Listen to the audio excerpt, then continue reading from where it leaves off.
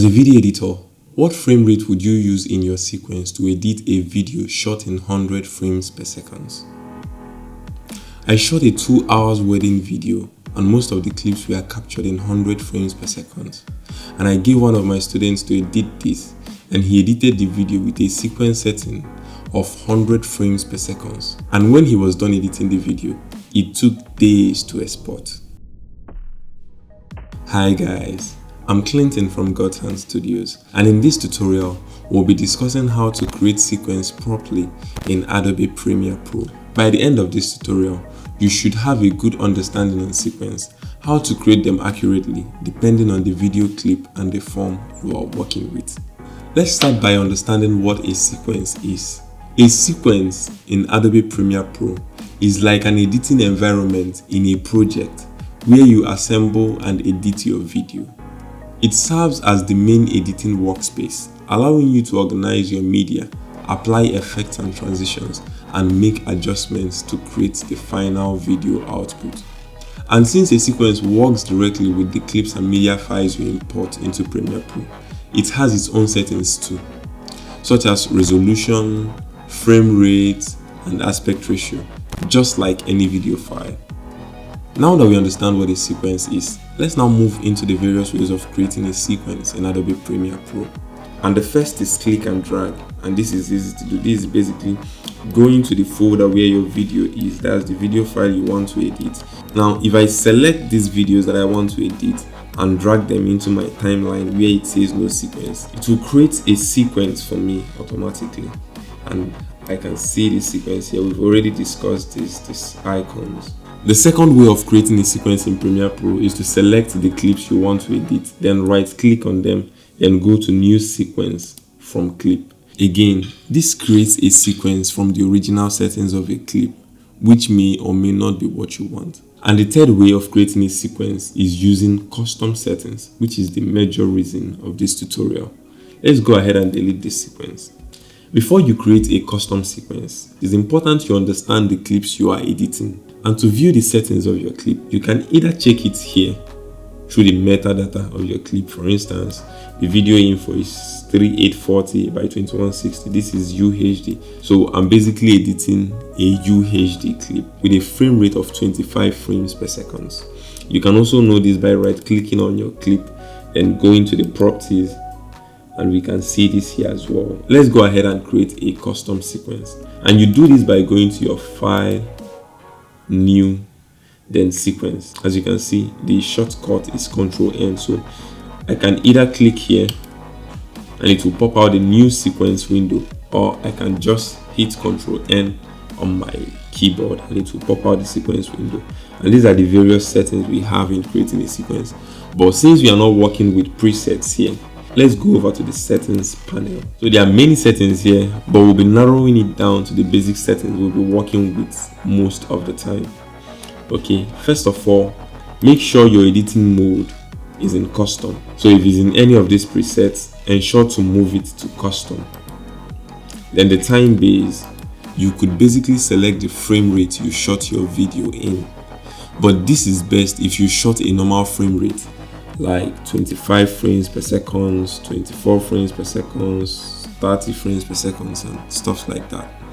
This may not be the best option if you shot higher frame rates, like 60 frames per second, or 100 frames per second, or 240, or higher frame rates. In editing a high frame rate video, like 100 frames per second, it's not best to edit a 100 frames per second clip in a 100 frames per second sequence. Here are a few reasons why this option is not the best.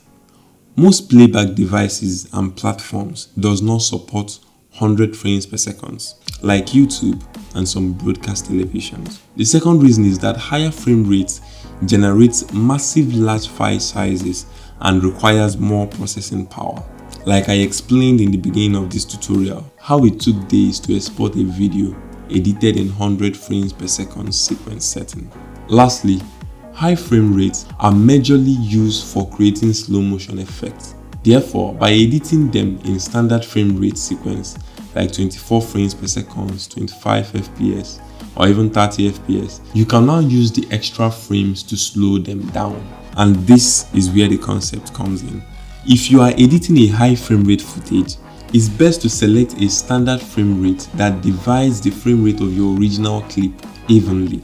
For example, if the original clip you are working with is 60 frames per second, it will be best to edit in a sequence of 30 frames per second because 30 divides 60 evenly, giving an integer result of 2. If you are working with 50 frames per second, it will be best to edit using a sequence setting of 25 frames per second because 25 divides 50 evenly, giving an integer result of 2. If we were to divide it by 24, we would start getting decimals.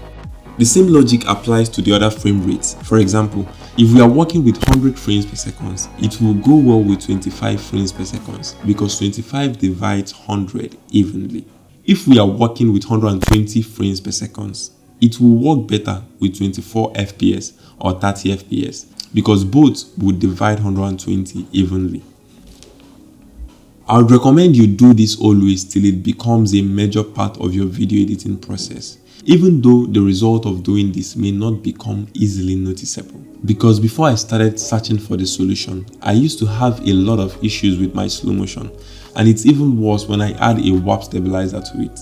But ever since I started working with this principle, I now have cleaner motions and stabilized clips in post. And for the workspace, I usually leave this at Rec 709 and I check the Auto Tune Map media on. The Auto Tune Map feature helps balance the tonal range of an image to match the original look it had when we captured with our video recording device. Now that we have customized our sequence settings, let's now go ahead and name it, and I will call this 25 FPS sequence settings. Aha!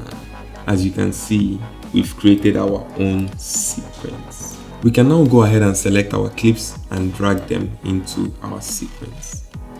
And it will pop out this window indicating that there is a mismatch in the settings, but we don't want to change it to match the settings of our clip. We want to keep our existing settings, which is the settings we used for our sequence. Let's go ahead and click it. That's basically it for this tutorial. In our next tutorial, we'll be going over the various panels in Premiere Pro and their shortcuts as well. These are panels I will be using on a regular basis while editing. So please subscribe, like and share this video, and comment if you learned something new. And if there is any other question you have with regards to any of these we discussed, please notify me in the comment section and I will give a feedback. See you in the next tutorial.